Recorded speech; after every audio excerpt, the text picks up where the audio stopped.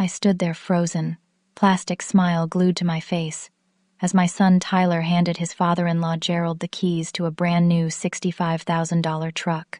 The shock barely had time to register when Tyler turned to me with a small gift bag. Inside was a $20 digital watch from the drugstore, price sticker still attached to the back.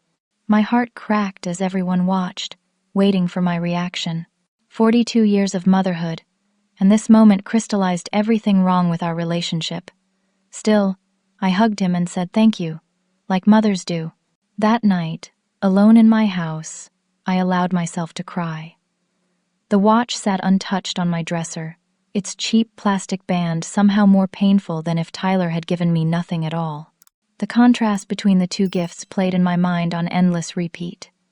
A $65,000 truck versus a $20 watch. The math was simple, but the emotional equation cut deep. I never expected to be a single parent. Frank and I had been high school sweethearts, married at 20, and built our life together brick by brick. Frank worked as an auto mechanic while I taught elementary school, and we saved everything we could. When Tyler was born, our happiness felt complete. Frank had been building his own automotive repair business, working nights and weekends alongside his regular job. He was just starting to see success when the heart attack took him at 42. Tyler was only 12 then. In an instant, I became both mother and father to our son. The life insurance barely covered the funeral and outstanding business loans. I sold our family home and moved us into a smaller place, inherited from my grandparents. I took on extra tutoring jobs after school and worked weekends at a local diner. During summers, I cleaned houses and offices. Every dollar had a purpose. Keeping a roof over our heads, food on the table, and saving for Tyler's education. The hardest decision came when Tyler was 16. Frank had lovingly collected and restored 3 vintage cars, planning to sell them when they appreciated to help pay for Tyler's college. They were the last physical connection to Frank's passion, and Tyler begged me to keep them. But college tuition costs were skyrocketing, and my teacher's salary wouldn't cover it. With a heart that felt like lead, I sold all 3 cars, establishing a college fund that would give Tyler opportunities his father never had. Tyler graduated with a business degree, and I felt nothing but pride watching him walk across that stage.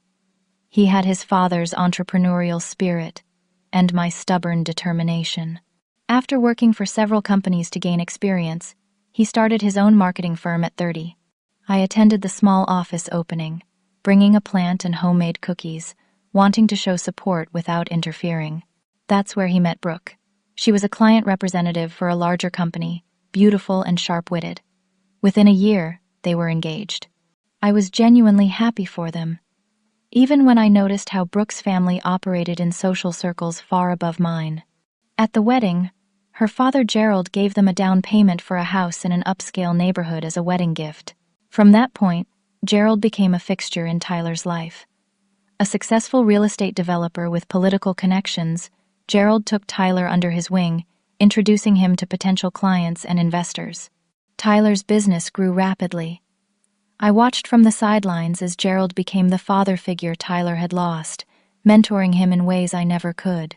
Family gatherings gradually shifted from my modest home to Brooke's parents' sprawling property. My contributions to holiday meals were politely accepted but relegated to the side table, while Brooke's mother Patricia's catered spreads took center stage. I noticed myself becoming an afterthought, invited out of obligation rather than desire. I never complained. Tyler was happy, successful, building his own family with Brooke. They gave me 2 beautiful grandchildren, Lily and Jake, now 8 and 6. I treasured any time I got with them, even as those opportunities became increasingly rare. Tyler explained they were busy with sports, activities, and social events with Brooke's family. I understood, or tried to. When the Father's Day celebration invitation came from Brooke, requesting my presence at her parents' home, I was touched to be included. I spent days selecting the perfect gift for Tyler, eventually choosing a vintage fountain pen similar to one Frank had used, wrapped in handmade paper with a heartfelt letter expressing my pride in the father he had become. The party was elaborate, with catering staff serving drinks and appetizers around Gerald's backyard pool. Tyler seemed distracted when I arrived, barely acknowledging my gift before setting it aside unopened. I watched him constantly seeking Gerald's approval, laughing too loudly at his father-in-law's jokes. The gift presentation became the centerpiece of the event. Tyler led everyone to the circular driveway where the massive truck waited, adorned with an enormous bow. Gerald's face lit up as Tyler handed him the keys, making a speech about how Gerald had taught him what it really means to be successful. Photos were taken, champagne was poured, and everyone applauded. Then, almost as an afterthought, Tyler handed me the small gift bag with the $20 watch inside. The price sticker on the back felt like a physical slap. I saw Brooke's mother, Patricia, wince slightly, the only one who seemed to notice the disparity. But the most painful moment came later, as guests mingled around Gerald's professionally decorated living room. Gerald gestured toward a handcrafted walnut side table I had brought as a housewarming gift years ago, one of the few pieces of furniture Frank had made himself. "Tyler," Gerald said loudly enough for everyone to hear, "you really should replace that old table at your mother's house. The craftsmanship is amateur at best. I know a furniture dealer who could set her up with something proper. Do your mother a favor and get rid of those homemade pieces."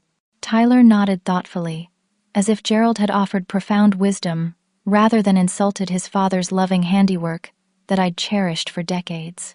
"You know, that's not a bad idea," Tyler replied. "Mom's house could use an update." I felt the room spin slightly, my throat tightening as I realized Tyler didn't even remember or value that his own father had made that furniture. I excused myself to the bathroom, splashed cold water on my face, and looked in the mirror at the 68-year-old woman staring back at me. In that moment, I realized I had become invisible to my own son. The drive home from the Father's Day celebration felt interminable.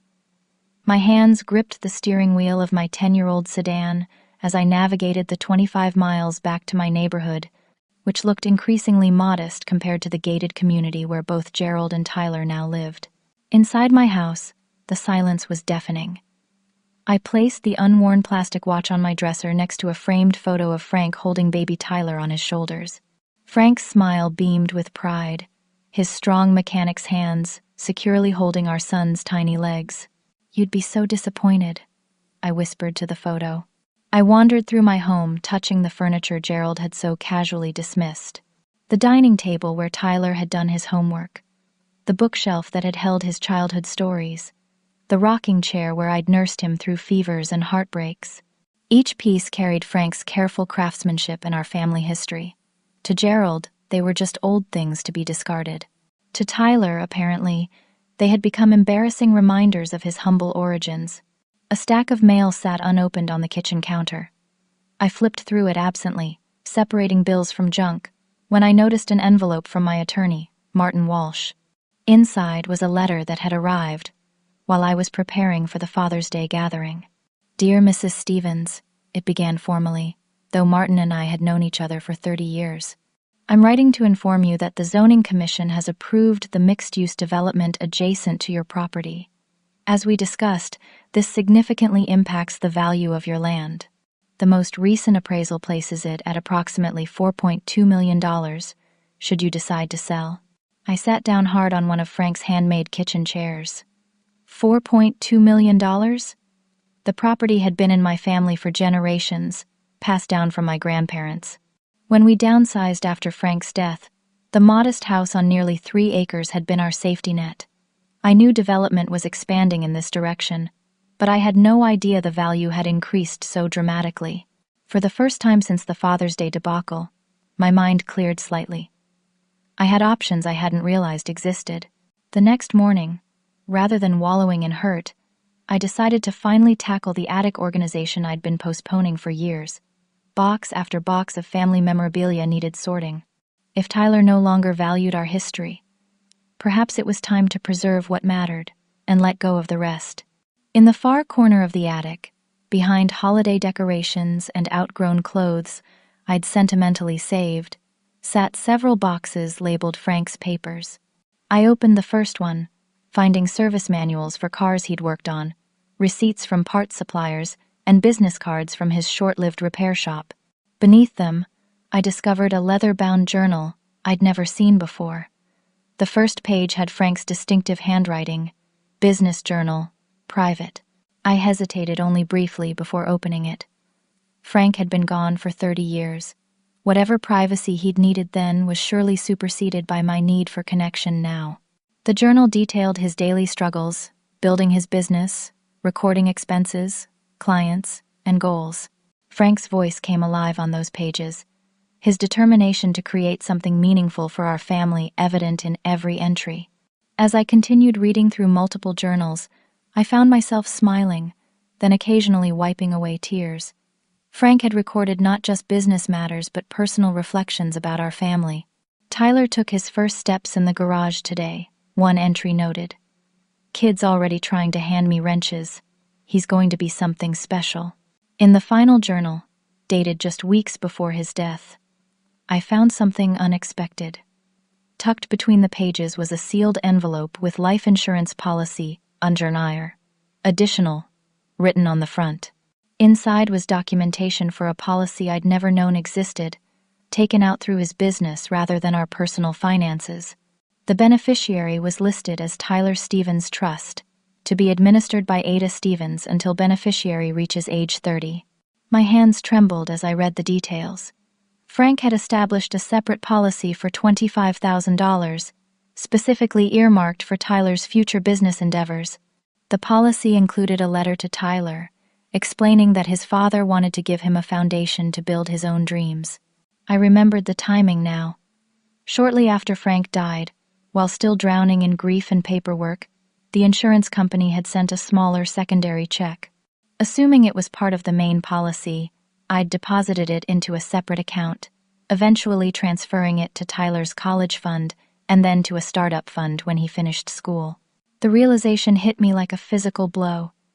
Tyler believed his initial business capital had come from Gerald. In reality, it had been from Frank all along. The seed money that launched my son's successful company hadn't been Gerald's generous investment as Tyler now claimed at parties, but his own father's final gift, silently administered through me. I sat surrounded by Frank's journals, the watch from Tyler still untouched on my dresser downstairs, and felt something shift inside me. The hurt remained, but alongside it grew a steely resolve. Tyler had forgotten who had truly sacrificed for him. He had forgotten his origins, his father's legacy, and my unwavering support. Perhaps it was time for some difficult truths to come to light. The next morning, I called my old friend Harriet Williams. We'd taught together for 20 years before she retired to take a part-time position at the county records office, mostly to combat boredom and stay connected to the community. "Harriet, I need a favor," I said after our usual pleasantries. "Can you help me look up some property records?" "Ada Stevens? Are you finally selling that place of yours?" Harriet asked. I could picture her peering over her reading glasses. "Not exactly. I'm trying to verify some information about Gerald Parker's holdings." I hesitated before adding, "It's important, Harriet. Family important." 2 hours later, I sat across from Harriet in the quiet back room of the county records office, staring at page after page of property records, tax filings, and business registrations. "This can't be right," I murmured, comparing documents. Harriet tapped a perfectly manicured nail against one particular form. "Public records don't lie, Ada. They may not tell the whole story, but they don't lie." According to the paperwork spread before me, Gerald Parker's impressive real estate empire was largely smoke and mirrors. Properties had been remortgaged multiple times, with several in pre-foreclosure status. Tax liens appeared on others. Loan default notices had been filed on 4 separate commercial developments within the past 18 months. "Does Tyler know about any of this?" Harriet asked gently. "I doubt it," I replied, thinking of the way my son looked at Gerald with near reverence. "But I need to be certain before I say anything." My next stop was to visit Jackson Bennett, Tyler's childhood best friend. Jackson had remained close to our family even after Tyler's social circle shifted. Now an accountant with his own practice, Jackson had occasionally mentioned handling some paperwork for Tyler's company during their monthly basketball games, which Tyler still maintained despite Gerald's dismissal of such juvenile pastimes. Jackson welcomed me into his office with a warm hug. "Mrs. Stevens, This is unexpected. Is everything okay? I settled into the chair across from his desk. I need your professional discretion, Jackson. It's about Tyler's business. Jackson's expression grew serious. You know I can't share client information, even with you. I'm not asking for details, I assured him. Just confirmation of something I suspect. Has Gerald Parker been involving himself in Tyler's company finances? Jackson's hesitation told me everything. Finally, he sighed. I can't give you specifics, but I can say I've been concerned about some of the documents Tyler's asked me to review recently. As his friend, not his accountant. Has he signed over any controlling interests? I asked bluntly. Jackson's eyes widened slightly. How did you know that? Intuition, I replied. And 30 years of watching people like Gerald operate. After promising Jackson I would be careful with this information, I made one final stop at my bank. As I suspected, the records showed that the original $25,000 from Frank's business life insurance policy had been the exact amount transferred to Tyler's business account on the day he incorporated his company. I requested copies of all the documentation. On the drive home, my cell phone rang. It was Patricia Parker, Brooke's mother. We had maintained a cordial, if somewhat distant relationship over the years. Ada, her voice sounded strained. I wanted to apologize for Gerald's comments about your furniture. It was completely inappropriate. Thank you, Patricia, I said, surprised by the call. A long pause followed before she continued. There's something else. I probably shouldn't tell you this, but... She lowered her voice. Gerald convinced Tyler to take out a second mortgage on his house 3 months ago. Brooke was upset about it, but Gerald insisted it was a temporary measure for some business opportunity. My stomach clenched. Do you know what opportunity? No, but I overheard Gerald telling Tyler it would double their investment within 6 months. Ada, I'm worried. Gerald's made these promises before to others in the family. They rarely materialize. After thanking Patricia for her candor, I pulled into my driveway with my mind racing. The pieces were falling into place, creating a disturbing picture. Gerald was using Tyler as a financial lifeline for his failing empire, manipulating my son's trust and admiration to extract money from him. The second mortgage explained why Brooke had seemed so tense at recent family gatherings, why Tyler was working increasingly long hours. That evening, I spread all the documents across my kitchen table, the one Frank had built during Tyler's infancy. The evidence was compelling but incomplete. I needed to understand the full extent of Gerald's deception before approaching Tyler, whose blind trust in his father-in-law would make him resistant to any warnings from me. I called Martin Walsh, my attorney, and scheduled an appointment for the following morning. If I was going to protect my son and grandchildren, I needed professional guidance.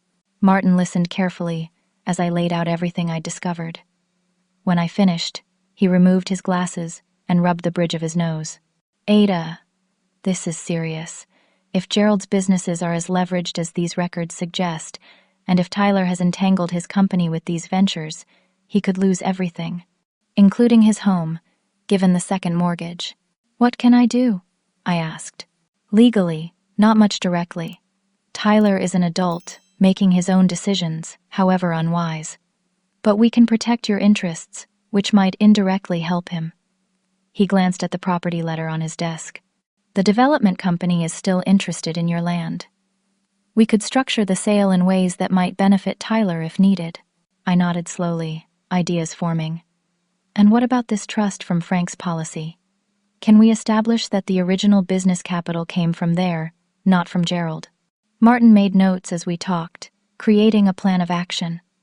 By the time I left his office, I felt equipped with options rather than just outrage. My final stop that day was at Corey Palmer's office. Corey was a former student of mine, who now worked as a private investigator. After explaining my concerns, Corey agreed to discreetly investigate Gerald's business activities and current financial status. 3 days later, Corey delivered a comprehensive report that confirmed my worst fears. Gerald had orchestrated a complex web of failing businesses, using new investments to temporarily prop up older ventures in a classic Ponzi scheme approach. Most disturbing was evidence that Tyler's company had recently been used as collateral for a substantial loan to one of Gerald's most troubled projects. But the truly devastating revelation came that evening, when I received a call from Jackson Bennett. "Mrs. Stevens, I shouldn't be telling you this," he began, his voice tight with concern. "But Tyler came by today to ask about accessing his children's college accounts as collateral for another business loan. When I advised against it, he mentioned that Gerald had already helped him set up the paperwork. He just needed my signature as a secondary financial advisor on the accounts." "The children's college funds?" I repeated, unable to keep the horror from my voice. "Yes." I refused to sign, but Tyler seemed determined. He said Gerald had promised a huge return that would triple the college funds by the time Lily and Jake needed them. After hanging up, I sat in Frank's old armchair, the full weight of the situation crushing down on me. Gerald had manipulated my son into risking not just his own financial security, but now his children's future as well. He had systematically isolated Tyler from anyone who might question his influence, including me. The $20 watch still sat untouched on my dresser, a symbol of how little my presence registered in my son's life now. But that was about to change. Gerald Parker had crossed the final line by endangering my grandchildren's future. It was time for this mother to take action. I waited 3 days before making my move, using that time to organize my evidence and prepare mentally for what would likely be a difficult confrontation. I rehearsed what I would say, trying to find words that would break through Tyler's devotion to Gerald, without triggering his defensive nature. The opportunity came when Patricia called to invite me to a casual family dinner at their home. Reading between the lines of her careful phrasing, I suspected she was creating an opportunity for me to address the growing tensions. I arrived at the Parkers' sprawling colonial home carrying a homemade apple pie, Frank's favorite recipe. Gerald answered the door with his practiced charm, though I noticed new strain lines around his eyes. "Ada! What a delightful surprise!" he exclaimed, as though he hadn't been informed of my invitation. The dinner itself was a strained affair. Tyler seemed distracted, checking his phone frequently under the table. Brooke was unusually quiet, her smile not reaching her eyes when she passed dishes around. Patricia maintained conversation with admirable determination, while Gerald dominated with stories about his latest business ventures, each tale more grandiose than the last. Lily and Jake, my grandchildren, provided the only genuine warmth of the evening, excitedly telling me about their summer activities, until Gerald interrupted with a comment about enrolling them in an exclusive tennis camp once our new deal closes. I caught Brooke's slight flinch and Tyler's momentary expression of panic before he quickly agreed that tennis would be wonderful for the children. After dinner, while Patricia served coffee in the living room, I found my opening. "Tyler," I began carefully, "I'd love to talk with you about some financial matters when you have a moment." Gerald immediately interjected. "Financial advice from a retired teacher? Tyler's got professionals handling that, Ada." I turned to face Gerald directly. "Actually, I was referring to information about the original funding for Tyler's company. Information that came to light recently." Tyler frowned. "What are you talking about, Mom?" Taking a deep breath, I explained about finding Frank's journals and the separate life insurance policy specifically designated for Tyler's future business endeavors. "Your initial startup capital didn't come from Gerald," I said gently.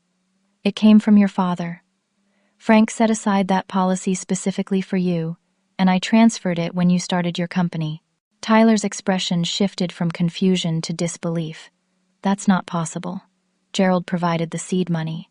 We've discussed it many times." Gerald laughed dismissively. "Ada, memory plays tricks at your age. I clearly remember writing that first investment check." I removed the insurance documentation and bank transfer records from my purse, placing them on the coffee table. "The dates and amounts match exactly, Tyler. $25,000 on April 15th, 12 years ago.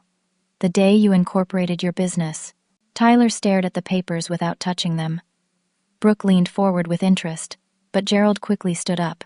"This is ancient history," he declared. "What matters is who's supporting Tyler's business now, guiding its growth, providing ongoing opportunities, like the opportunity to take a second mortgage on his home." I asked quietly. Or the opportunity to use his children's college funds as loan collateral? The room fell silent. Tyler's head snapped up, his face paling as he looked from me to Brooke, whose expression confirmed she knew about the mortgage, but not about the college funds. "You went through our financial records?" Tyler demanded, anger replacing shock. "I didn't have to," I replied. "People who care about you have been worried enough to share their concerns." Gerald smoothly intervened before Tyler could respond. "This is precisely why financial matters should remain private, within the proper channels. Ada clearly doesn't understand modern business practices or investment strategies." "I understand Ponzi schemes," I said firmly. "I understand leveraging other people's assets to cover failing investments. I understand foreclosure notices and tax liens." Gerald's practiced smile faltered momentarily before he recovered. "These accusations are both offensive and potentially slanderous.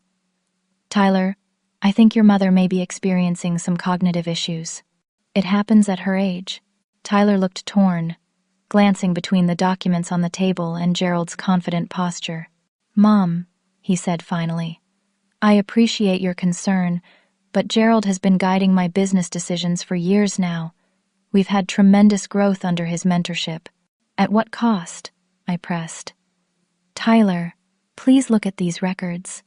Your company has been used as collateral for loans to Gerald's failing properties. The second mortgage on your home is funding a development that's already in default. And now your children's future education is at risk." Brooke gasped. "The college accounts? Tyler, you promised you wouldn't touch those." Before Tyler could answer, Gerald placed a paternal hand on his shoulder. "A temporary strategic reallocation. The returns will more than compensate, and the children are years away from college." I turned to Brooke directly. "Ask your mother about Gerald's history with family investments. Ask why your cousin Stephen no longer speaks to your father." Patricia, who had been silently watching this unfold, looked down at her hands. "That's enough," Tyler stood abruptly. "Mom, you're upset about the Father's Day gifts. I get it. The watch was thoughtless. I should have done better. But this attack on Gerald is completely unacceptable. This isn't about the watch," I insisted, though of course it had been the catalyst. "This is about protecting you and your family from a man who's using your trust to save himself from financial ruin. Gerald has been more of a father to me in the past decade than Dad ever had the chance to be," Tyler said, his words cutting through me like physical blows. "You should be grateful I still include you in family events. Still make sure you get something for holidays." I stared at my son, this stranger who looked like the boy I'd raised but spoke with the callous entitlement of someone I didn't recognize. "Tyler," I said softly, "everything you have started with your father's legacy and my sacrifices. The college education that launched your career came from selling your father's beloved cars. The house you grew up in, the food on your table, the clothes on your back, came from my working 3 jobs after Frank died. And I'm supposed to feel guilty forever because Dad died?" Tyler snapped. "It's not like you were ever Dad, Mom. You did what parents are supposed to do. Gerald has gone above and beyond, treated me like a son, not an obligation." The room went silent. Even Gerald looked uncomfortable at Tyler's cruelty. Brooke finally broke the tension. "Tyler, that was uncalled for." But Tyler was too far gone in his anger and defensiveness. "Mom, I think you should leave. And until you get help for these paranoid delusions about Gerald, I don't think it's healthy for you to be around the kids." I gathered my purse with trembling hands, leaving the documents on the table. As Patricia walked me to the door, she whispered, "I'm so sorry, Ada. For everything." In my car, the tears finally came. My son had chosen Gerald's manipulation over my truth, had banned me from seeing my grandchildren, had dismissed 30 years of sacrifice as mere obligation. But through the tears, determination solidified. Tyler might reject my warnings, but I would not stand by and watch Gerald destroy my son's life and my grandchildren's future. Sometimes being a mother meant protecting your child even when they pushed you away, even when they hated you for it. I started the car and drove home, already forming my plan. Gerald Parker had no idea who he was dealing with. He saw a 68-year-old retired teacher, easily dismissed and marginalized. He was about to meet the mother who had survived poverty, widowhood, and 3 decades of solo parenting. The woman who would do anything to protect her family, even from themselves. The next morning, I called Martin Walsh and asked him to come to my home rather than meeting at his office. Some conversations were best, had away from potential interruptions or prying ears. "I'm ready to sell the property," I told him, as we sat at Frank's handmade kitchen table. "But with specific conditions." Martin raised an eyebrow. "What did you have in mind?" "I want the land developed as Frank's Legacy, a community business incubator for local entrepreneurs, affordable spaces, mentorship programs, financial literacy education. I want to establish a foundation to run it, with a board of trustees I select." Martin jotted notes as I outlined my vision. The property would be sold to the development company for fair market value, but with contractual requirements for how the land would be used. A significant portion of the sale proceeds would fund the foundation, ensuring its ongoing operation. "This is more complex than a simple sale," Martin cautioned, "but certainly doable." "May I ask what prompted this specific direction?" "Frank believed in building people up, not exploiting them," I said simply. "I want his legacy to reflect that, especially now." By the end of our meeting, Martin had a clear framework for proceeding. He would contact the development company, draft the necessary legal documents, and begin the process of establishing the foundation. My next call was to Jackson Bennett. "I'd like you to consider being the director of a new foundation," I said after explaining my plan. "You have the financial expertise and ethical grounding it needs." Jackson was silent for a long moment. "This is about Tyler, isn't it? Creating something to help him when Gerald's house of cards collapses." "It's about honoring Frank," I replied. "But yes, having a safety net in place for Tyler and his family is part of my motivation." "Count me in," Jackson said without further hesitation. The following week was a flurry of meetings with attorneys, financial advisors, and the development company. I worked with Jackson to establish the foundation's bylaws, ensuring they reflected Frank's values while creating practical support systems for entrepreneurs. Meanwhile, I hadn't heard from Tyler. My calls went unanswered, my texts unread. Through Patricia, I learned that Gerald had convinced Tyler to move forward with using the children's college funds despite Brooke's objections, creating significant tension in their marriage. The final piece of my plan came together when Corey Palmer, my former student turned private investigator, provided me with contact information for several of Gerald's major creditors. These were not banks but private investors who had backed his projects based on personal relationships and promises of exceptional returns. I arranged meetings with 3 of them, sharing the documented evidence of Gerald's financial house of cards. I made no accusations, simply presented facts that these seasoned investors could interpret for themselves.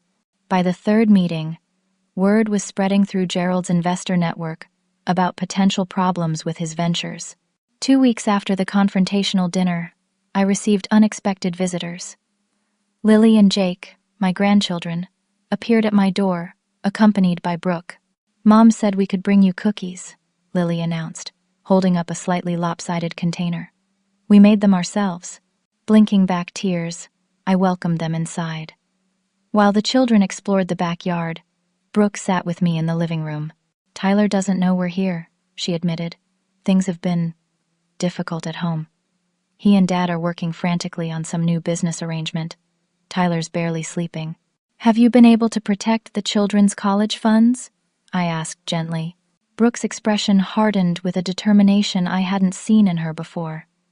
"Yes. I removed myself from the situation by transferring guardianship of the accounts to my mother. Dad was furious, but even he won't cross Mom on certain matters." "And the second mortgage?" "It's done," Brooke said quietly. "The money's already been invested in one of Dad's projects. Tyler won't discuss it further when I ask questions." Before leaving, Brooke hesitated at the door. "Ada, I want you to know I've been looking into some of what you said, about my cousin Stephen and other family investments. You weren't wrong." That small validation strengthened my resolve as I moved forward with my plans. By the end of the month, The property sale was finalized. Construction would begin on Frank's legacy business incubator within 60 days, with the foundation established and fully funded. I hadn't anticipated how quickly Gerald's financial situation would deteriorate once scrutiny began. One questioned investment led to another, then another, as creditors began demanding verification and accountability. Like most schemes built on misdirection and false confidence, Gerald's empire couldn't withstand sustained examination.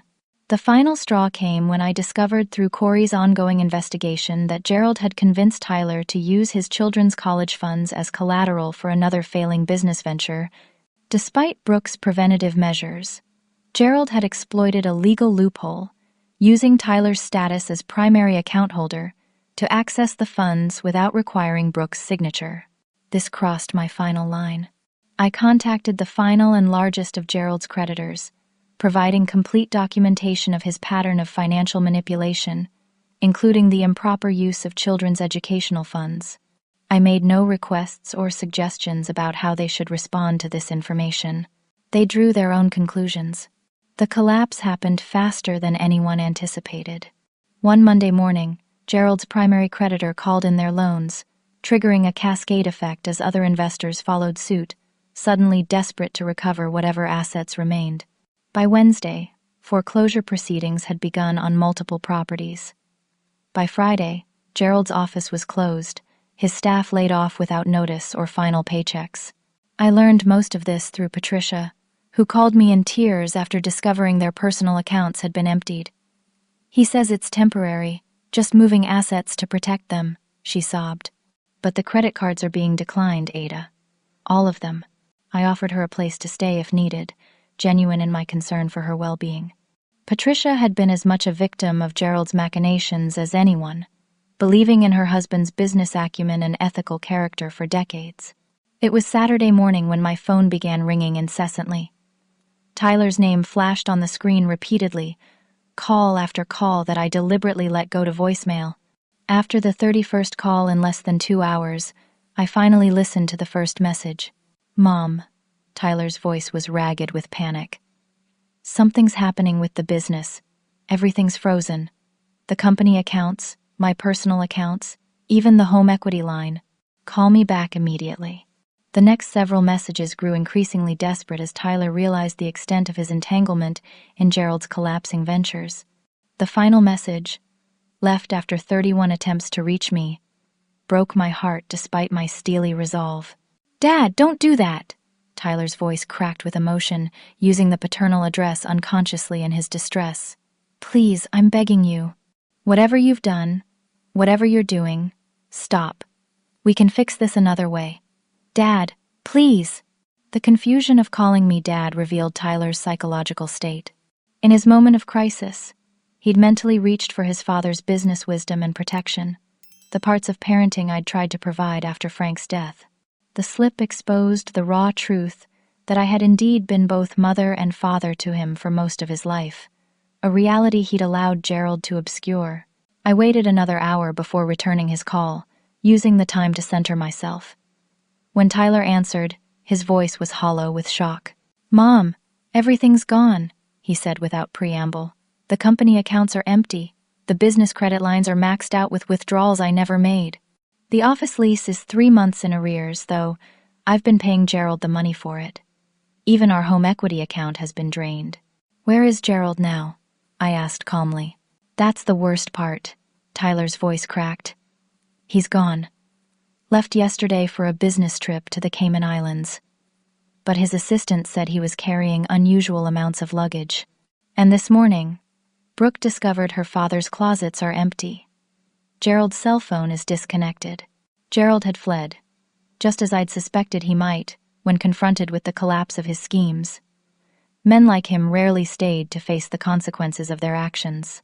"What about Brooke and the children?" I asked. "They're terrified. We might lose the house, Mom, the second mortgage. There's no way to cover it now. And the college funds." Tyler couldn't continue. "Are you ready to listen to me now, Tyler?" I asked quietly. The silence stretched for several seconds before he responded, his voice small in a way I hadn't heard since he was a child afraid of thunderstorms. Yes. Come to my house tomorrow morning at 10. Bring Brooke and the children. Bring all your financial documentation. And Tyler? Leave your pride at the door. The family that arrived at my home the next morning barely resembled the polished, confident unit from the Father's Day celebration. Tyler looked as though he hadn't slept in days, his usual meticulous appearance replaced by rumpled clothes and stubbled cheeks. Brooke's eyes were red-rimmed from crying, while Lily and Jake seemed subdued, picking up on their parents' distress despite efforts to shield them. I sent the children into the backyard, where I'd set up activities to keep them occupied, then sat Tyler and Brooke at Frank's kitchen table. The symbolism wasn't lost on me as I prepared to help rebuild what Gerald had destroyed. Before we discuss solutions, I said firmly, I need complete honesty about the situation. Every account, every loan, every commitment. For the next 2 hours, Tyler and Brooke laid bare the full extent of their financial entanglement with Gerald. The picture was grim, but not entirely hopeless. Tyler's core business remained fundamentally sound, though severely compromised by the cash extractions and loss of controlling interest. Their home was at risk due to the second mortgage, but not yet in foreclosure. The children's college funds had been partially protected by Brooke's preventative measures, though Gerald had managed to access some portion of them. Most devastating was the discovery that Gerald had fled not just the country, but with nearly $2 million of liquid assets from Tyler's business and personal accounts. Money that would likely never be recovered. He's been planning this exit strategy for months, Brooke said bitterly, showing us emails she'd discovered in her father's home office after he disappeared. While pretending to mentor Tyler, he was systematically draining every resource he could access. Tyler sat with his head in his hands. I've been such a fool. Worse than a fool. I've been arrogant and blind and cruel. He looked up at me with red-rimmed eyes. That $20 watch while I gave him a truck worth $65,000. How could I have become that person, Mom? How could I have treated you that way? It would have been easy to twist the knife, to let Tyler stew in his well-deserved remorse. But that wasn't what he needed from me now. It wasn't what any of them needed. The past is done, I said firmly. What matters is what we do next. And as it happens, I've been preparing for this moment. I laid out the details of Frank's legacy business incubator and the foundation I'd established. I explained how we could potentially restructure Tyler's company through the incubator program, with Jackson Bennett's guidance providing the financial expertise needed to disentangle it from Gerald's collapsed ventures. The foundation isn't just for you, I clarified. It's for dozens of entrepreneurs who need support and mentorship, but it can provide a framework for rebuilding what's been damaged. Tyler and Brooke listened intently as I outlined potential paths forward. There would be significant challenges ahead, including legal issues from Gerald's misappropriation of funds. Their lifestyle would need drastic adjustment. The beautiful home with its spacious yard might be lost, though there were potential options for negotiating with the lender. The guest house here is available until you find your feet again, I offered. It's small, but the children might enjoy being closer to the woods and creek. When I finished, Tyler looked at me with a mixture of shame and wonder. All this time, while I was treating you like an afterthought, you were creating a safety net for us. Even after everything I said, everything I did, that's what parents do, I said simply. We protect our children, even when it's hard, even when they don't appreciate it, even when they push us away. Tyler broke down then, 30 years of complicated emotions finally finding release. Brooke moved to comfort him, her own tears falling as she apologized repeatedly for her father's actions and her own complicity in my marginalization. As they regained composure, the back door flew open and Lily burst in, followed by Jake. "Grandma Ada," Lily exclaimed. "Look what we found in your workshop." In her small hands was a dusty wooden box I recognized instantly. Frank had made it as a jewelry box for me on our 5th anniversary. "Can you show us how to make things like this?" Jake asked eagerly. "Dad says Grandpa Frank built all the furniture in your house. Could we learn to build stuff too?" Tyler looked up, wiping his eyes. "That's a great idea, Jake. Maybe Grandma Ada could teach all of us." I think it's time I learned more about Grandpa Frank's legacy. In that moment, surrounded by my family in the kitchen Frank had built, with our grandchildren holding tangible pieces of his craftsmanship, I felt the first real healing begin. Gerald had nearly destroyed them financially, but he had failed to break the deeper bonds of family that would ultimately save them. The road ahead would be difficult, but we would walk it together. 3 months passed in a blur of activity. The guest house behind my property became Tyler and Brooke's temporary home while they worked through the financial and legal aftermath of Gerald's betrayal.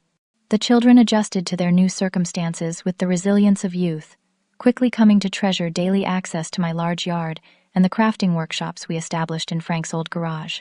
The Frank's Legacy Business Incubator broke ground with a small ceremony attended by local officials and entrepreneurs eager to participate in its programs.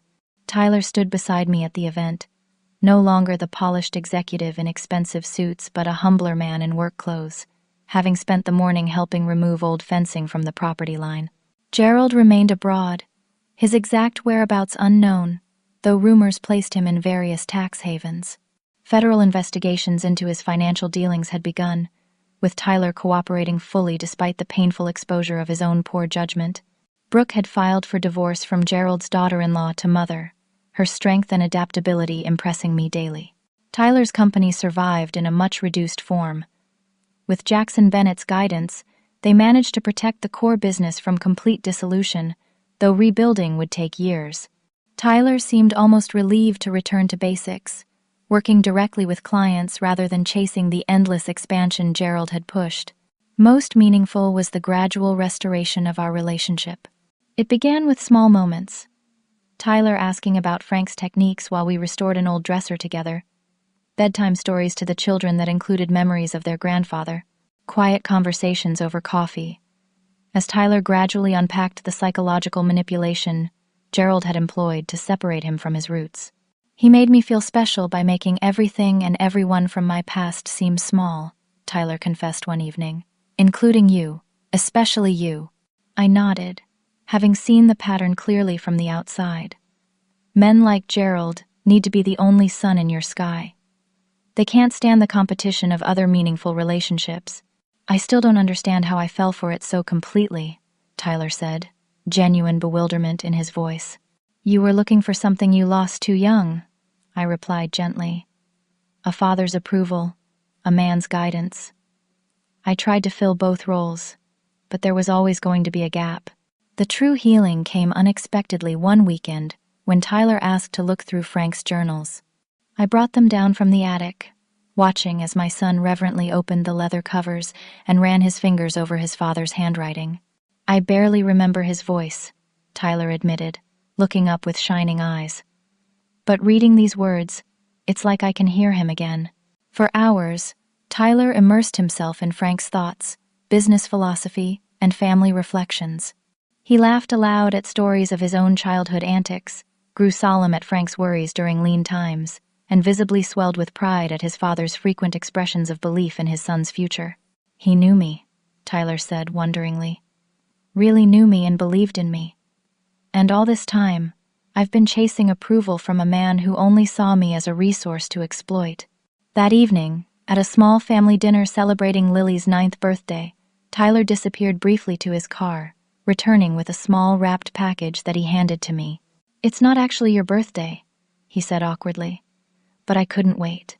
Inside was a watch, not an expensive diamond-studded timepiece or flashy status symbol, but Frank's restored pocket watch, the one I'd sold along with his cars, to fund Tyler's education. How did you find it? I gasped, running my fingers over the familiar engraving. Tyler smiled, the first genuine smile I'd seen from him in months. Jackson helped me track it down through collector forums. The current owner was reluctant to sell until I explained its significance. It took most of what I had left in my personal savings, but... He shrugged. Some things are worth more than money. I clasped the watch to my heart, overwhelmed by the symbolism of its return. Your father would be so proud of you right now, Tyler. Not for the watch itself, but for understanding what really matters. Lily piped up from across the table. Is that why we're starting the special program at Great-Grandpa's land? Because family stuff matters more than money stuff? Tyler met my eyes over his daughter's head. Exactly right, sweetheart. Grandma Ada taught me that. Actually, she tried to teach me that my whole life. I just wasn't listening very well.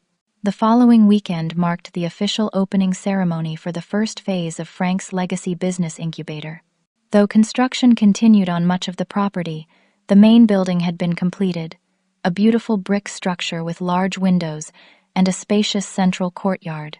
As we gathered with community members, entrepreneurs, and local officials, I felt Frank's presence strongly.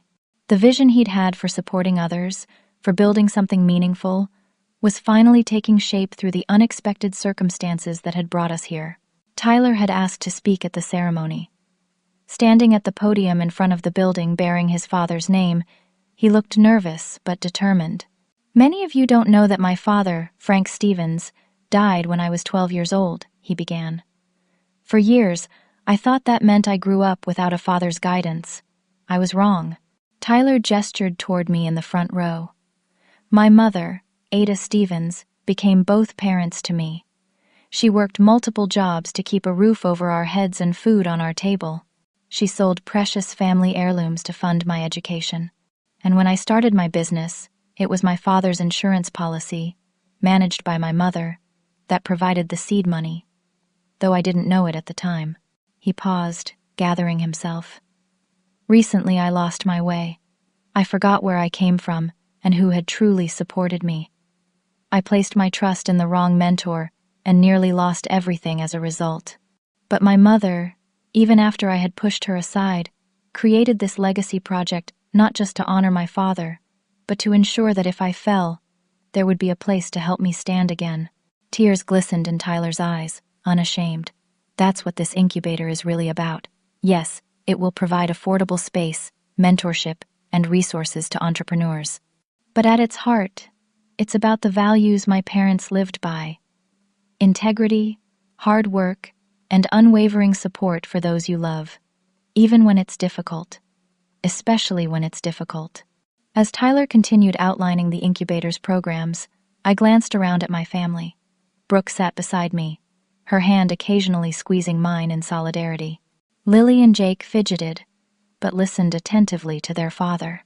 Behind us sat Patricia, who had filed for divorce from Gerald and was slowly rebuilding her own life, finding purpose in volunteer work with the foundation. We had all been damaged by Gerald's manipulations and betrayals. But in that damage, we had found a stronger, more authentic connection to each other and to the values that truly mattered. After the ceremony, as we walked the grounds together, Tyler put his arm around my shoulders. "You know what I keep thinking about? That $20 watch?" I smiled. "The one still sitting in my dresser drawer? I can't believe I thought that was an appropriate gift." He shook his head. "But in a strange way, I'm almost grateful for how bad it was.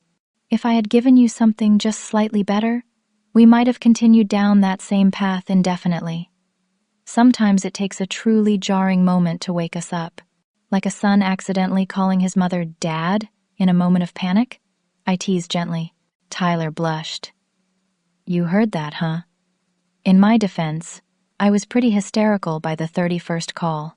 "You were reaching for guidance from someone you trusted implicitly," I said. "The fact that, in crisis, your mind went to Frank, to Dad, tells me his influence was always there, even when you couldn't consciously access it." We paused by the incubator's entrance, where a portrait of Frank hung alongside our family philosophy: build people up, never tear them down.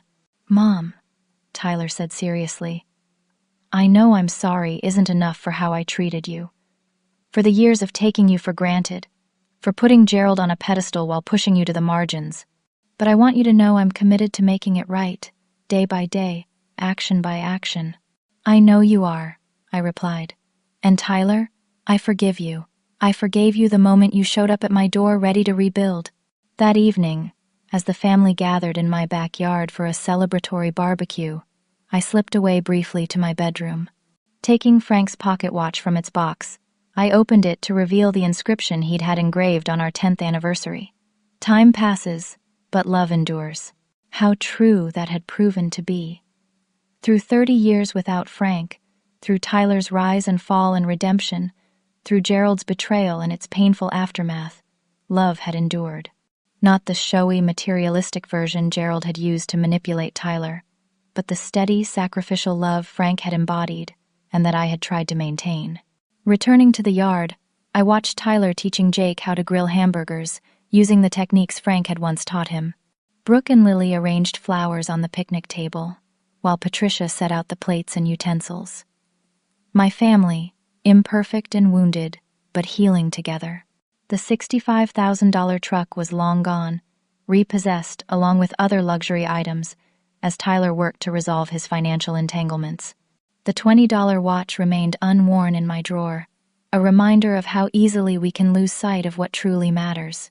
But Frank's pocket watch now rested against my heart, ticking steadily like the love that had sustained us through it all.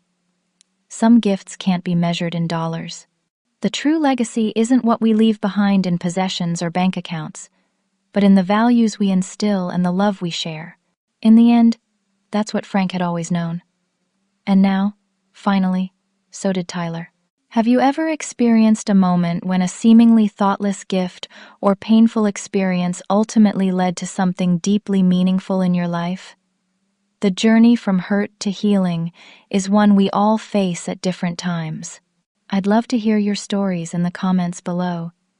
And if this story touched your heart or reminded you of someone in your life, please consider liking, subscribing, and sharing it with them. Thank you for listening to my story, and I wish you the courage to face your own difficult truths with the same grace and strength that ultimately saved my family.